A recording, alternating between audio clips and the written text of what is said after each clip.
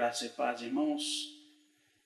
Vamos então ao nosso estudo de hoje, que é o último capítulo de Ruth, capítulo 4.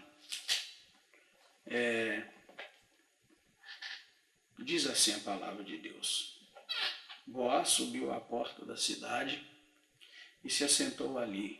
Quando o resgatador de que ele havia falado ia passando, disse-lhe Boaz: Meu amigo, vem cá, senta-te aqui. Ele se virou e se assentou. Então Boaz tomou 10 homens dentre os líderes da cidade e lhes disse: Assentai-vos aqui. E eles se assentaram. Disse Boaz ao resgatador: Noemi, que voltou da terra dos Moabitas, vendeu a parte da terra que pertencia a Elimeleque, nosso irmão. Resolvi informar-te disso e dizer-te: compra na presença dos que estão assentados aqui, na presença dos anciãos do meu povo. Se hás de resgatá-la, faça isso. Se não, dizei a mim, para que o saiba, pois outro não há senão tu que tenha esse direito, e eu depois de ti. Então disse ele: eu a resgatarei. Então disse Boaz: no dia em que comprares a terra da mão de Noemi, também tomarás Ruth a Moabita, que foi mulher do falecido, para preservar o nome dele sobre a sua herança. Então disse o resgatador: não poderei resgatá-la para mim, para que não prejudique a minha herança. Exerce tu o que me cumpria exercer. Eu não poderei fazê-lo. Outrora em Israel, para confirmar qualquer negócio relativo ao resgate e permuta, o homem descalçava o sapato e o dava a seu próximo. Isso era por testemunho em Israel. Disse, pois, o resgatador a Boaz: compra-a tu, e descalçou o sapato. Então disse Boaz aos líderes e a todo o povo: sois hoje testemunhas de que comprei da mão de Noemi tudo o que pertencia a Elimeleque, a Quilion e a Malom. Também tomo por mulher Ruth a Moabita, que foi mulher de Malom, para preservar o nome do falecido sobre a sua herança, para que o nome dele não desapareça entre seus irmãos e dos registros da cidade. Disso sois testemunhas. Todo o povo que estava à porta e os anciãos disseram: somos testemunhas. Faça ao Senhor a esta mulher que entra na tua casa como a Raquel e como a Lia, que juntas edificaram as tribos de Israel. E tu, Boaz, torna-te poderoso em Efrata e famoso em Belém. Seja a tua casa como a casa de Pérez, que Tamar teve de Judá, pela descendência que o Senhor te der desta moça. Assim Boaz casou-se com Ruth, e ela se tornou sua mulher. Então ele teve relações sexuais com ela, e o Senhor lhe concedeu que concebesse e teve um filho. As mulheres disseram a Noemi: bendito seja o Senhor, que não te deixou hoje sem resgatador, e seja famoso em Israel o nome dele. Ele será restaurador da tua vida e consolador da tua velhice, pois a tua nora, que te ama e que é melhor do que 7 filhos, o deu à luz. Então Noemi pegou o menino no colo e cuidou dele. As mulheres que moravam ali disseram: a Noemi nasceu um filho, e lhe chamaram Obed. Este é o pai de Jessé, pai de Davi. São estas as gerações de Pérez. Pérez gerou Esrom, Esrom gerou Rão, Rão gerou Aminadab, Aminadab gerou Naasson, e Naasson gerou Salmão, Salmão gerou Boaz, Boaz gerou Obed, e Obed gerou Jessé, e Jessé gerou Davi. Bem, irmãos, então esse é o último capítulo de Ruth, que traz esses 2 assuntos. Boaz se casa com Ruth e traz também a genealogia de Davi. Na verdade, irmãos, este capítulo é a conclusão definitiva da era dos juízes, e nós vamos entrar na era dos sacerdotes, Israel sendo conduzido pelos sacerdotes, e logo em seguida a monarquia, quando Deus vai usar Samuel para ungir os 2 primeiros reis de Israel. Ele vai ungir Saul e logo em seguida ele vai ungir Davi como rei de Israel. Este capítulo que nós acabamos de ler, né, na verdade é o ápice de uma história com um final feliz. Nós vimos como foi trágico, né, a vida de Noemi, né, e todo o desenrolar da vida dela, e esse capítulo vai terminar com Deus exaltando tanto Noemi quanto Ruth. Né? Então é um final feliz que esse livro traz. E nesse capítulo especificamente nós vemos o quê? Que Boaz leva o caso de Ruth. O caso de Ruth eu me refiro aqui à situação, né, de resgatar Ruth, né, resgatar as propriedades que pertenciam aos esposos delas. Então, ele leva o caso, na verdade, às autoridades, até as autoridades da cidade, pois o capítulo logo vai começar dizendo: Boaz, né, subiu à porta da cidade e se assentou ali. E quando o resgatador de que ele havia falado ia passando, disse-lhe Boaz: meu amigo, vem cá, assenta-te aqui. E ele se assentou. Por que ele levou as autoridades? Porque todos os negócios em Israel naquela época, as questões importantes, né, que exigiam ali testemunhas, eram levadas à porta da cidade. Então aqueles homens, ao assentar ali, na verdade, ele estava levando a questão como se hoje nós estivéssemos levando algo a um juiz, né, para resolver, as autoridades da cidade. Ele chama, ele senta-se ali e aguarda, e quando o outro parente, né, deles ia chegando, o parente que tinha direito, primeiro do que ele, de resgatar a herança dos filhos de Noemi, e por consequência de Ruth e de Noemi, então ele chama esse moço para poder ele poder assumir o papel de resgatador, né, de acordo com a lei do levirato, a lei que havia em Israel. Então ele leva o caso às autoridades e ele apresenta a causa, né, a causa diante desse resgatador que era antes dele. Né.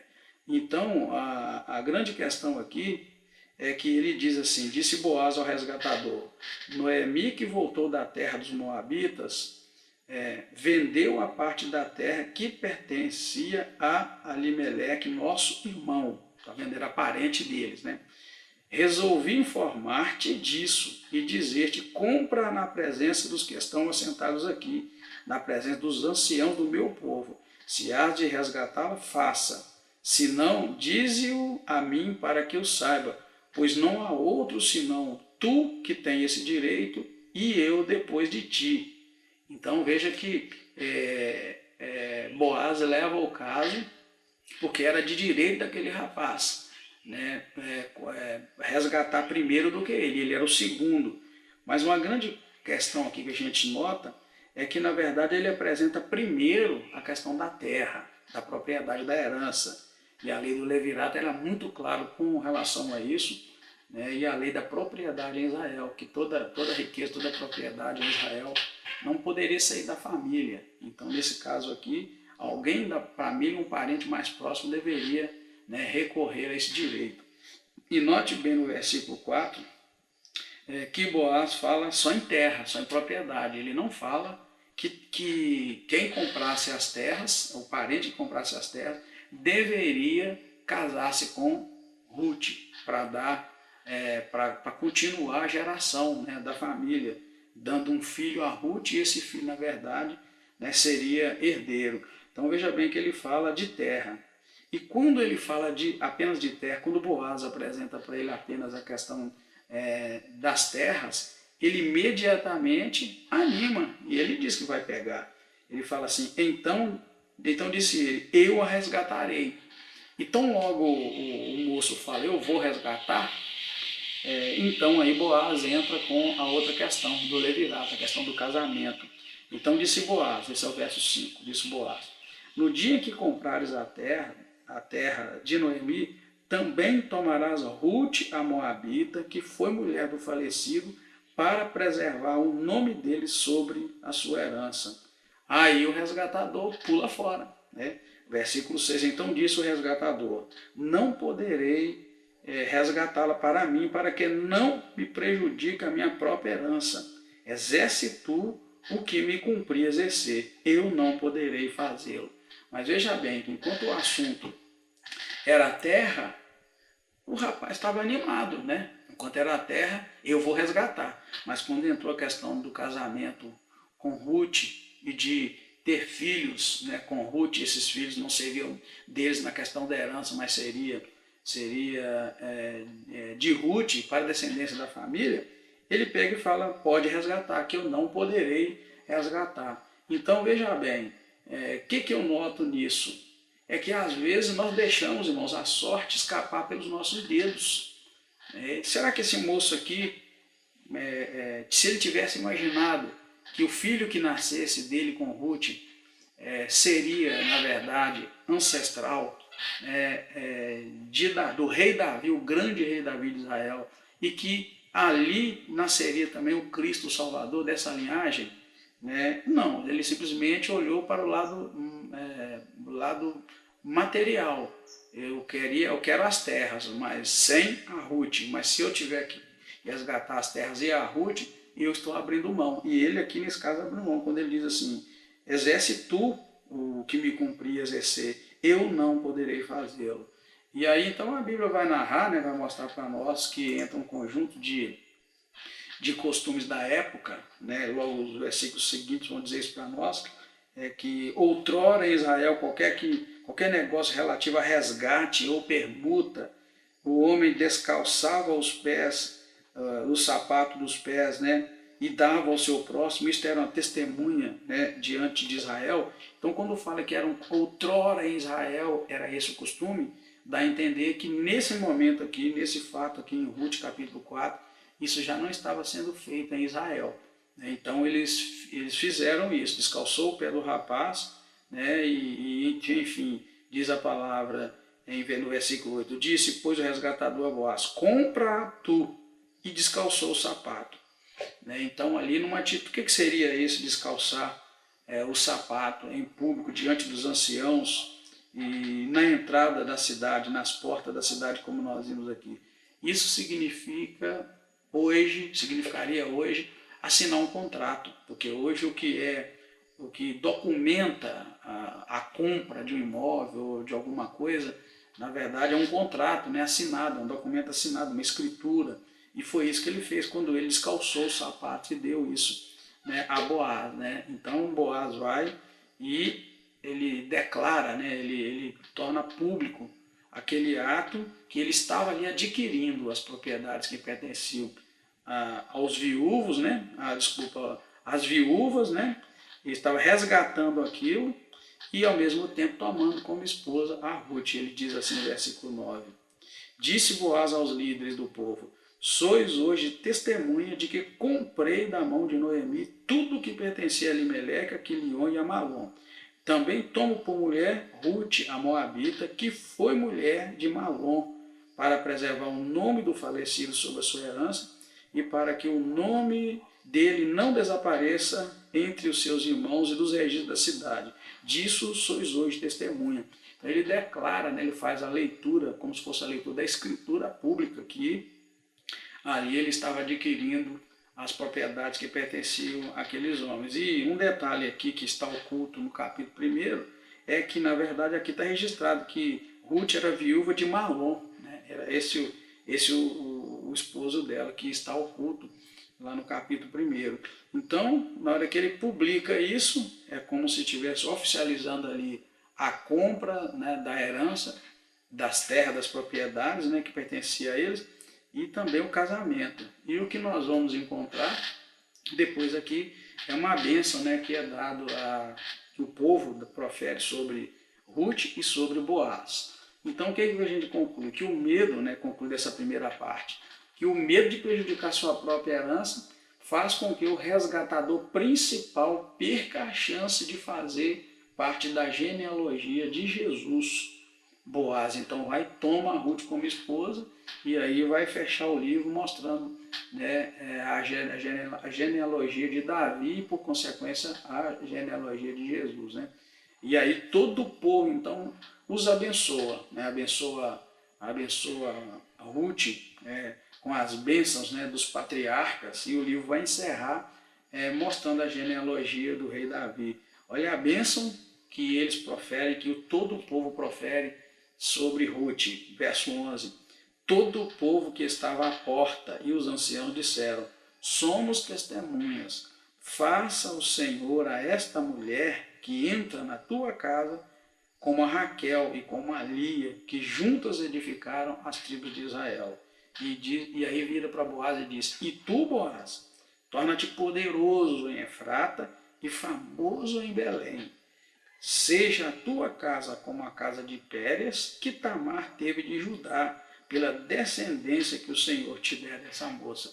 Então eles proferem palavra de bênção sobre os dois, e o que vai de fato acontecer, né? É como Deus estivesse ouvindo aqui e fazendo acontecer. E olha que na bênção chega a citar aqui Tamar, né? Seja a tua casa como a casa de Pérez, que Tamar teve de Judá. Então lembra de Tamar, né? Tamar aqui é outra mulher que corajosamente, né?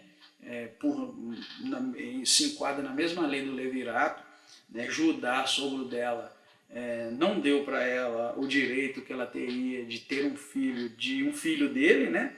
Na verdade, e aí ele nega isso a ela, ela vai, se faz passar por prostituta e se entrega a ele se deita com ela como prostituta, e ali nasce um filho, e desse filho nós vamos notar que Jesus vai nascer lá no futuro.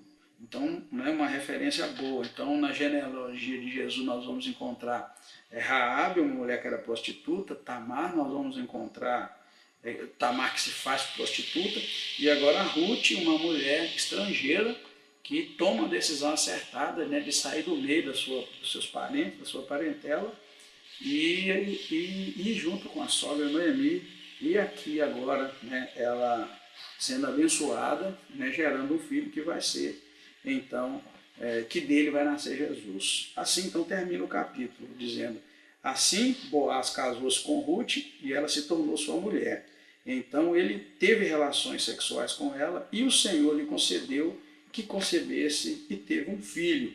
E desse filho, então, é que nós vamos notar que ela passa a fazer parte da descendência do rei Davi e, como consequência, descendência de Jesus. A genealogia de Davi fica também registrada para mostrar exatamente que ela é ancestral do rei Davi, né?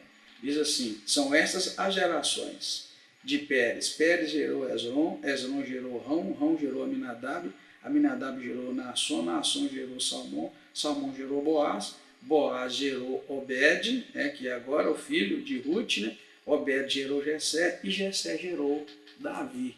Então fica muito bem registrado aqui, né, a genealogia do rei Davi. Um detalhe que está adiantando aqui, na verdade, o nascimento, né, de Davi, né, de Jessé, e na verdade um pouco mais à frente nós vamos encontrar, né, Davi, na verdade, aparecendo na história, né, como aquele menino, aquele jovem pastor, né, que quando vê o seu povo Israel sendo humilhado, envergonhado, lá na frente, né, por um filisteu, né, que era o gigante Golias, esse menino vai se levantar, né, com graça, cheio do poder de Deus, e vai livrar Israel, né, da vergonha, né, desse gigante Golias, né, dos filisteus.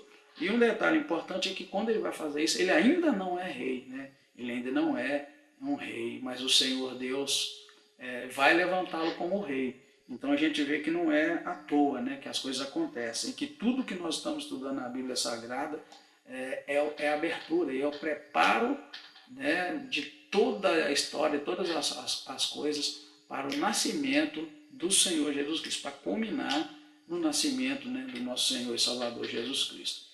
Então nós podemos concluir, dentre muitas coisas, é claro, cada um de nós pode tirar sua própria conclusão, nós podemos concluir que na verdade, a história do resgate de uma mulher estrangeira não é apenas um final feliz em si, mas aponta para a redenção que seria feita por Jesus Cristo a todos aqueles que nele crê, inclusive dos gentios.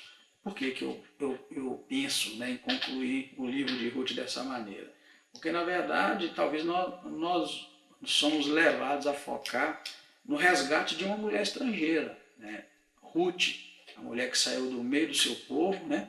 E veio para um povo estranho, um povo desconhecido, que é Israel, e ali viveu na pobreza, viveu uma mulher ali vivendo desamparada, né?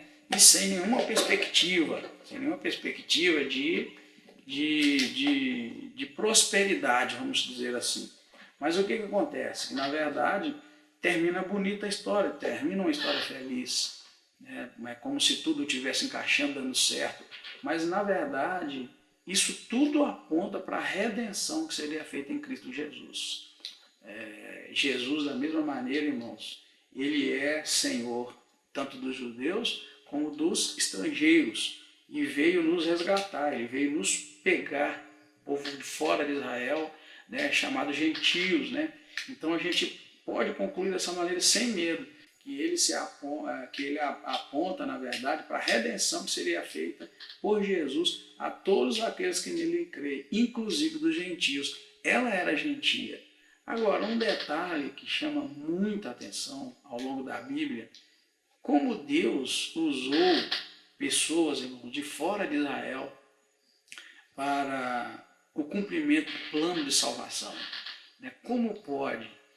Isso leva até mesmo, lá na frente, no Novo Testamento, Pedro reconhecer que o Senhor não fazia acepção de pessoas. Para Israel sempre foi muito difícil aceitar essa questão de que Deus não faz acepção de pessoas.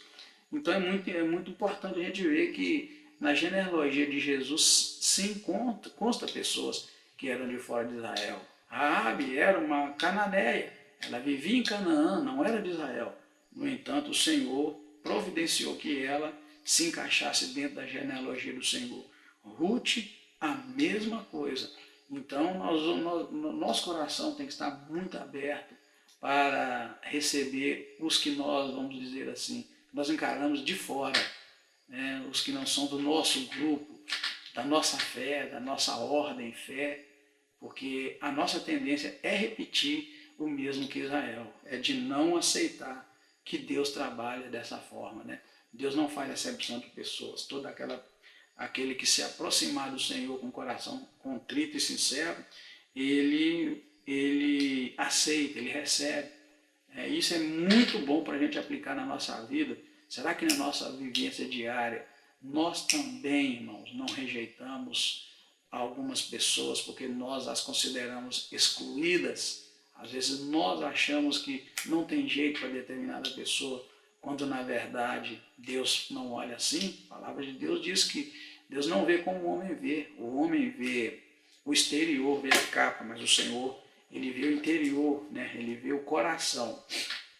Então, irmãos, concluindo aqui, assim como o esposo, por direito, seria outro e não Boaz, também nós temos oportunidades na vida espiritual que às vezes nós não tomamos posse por medo.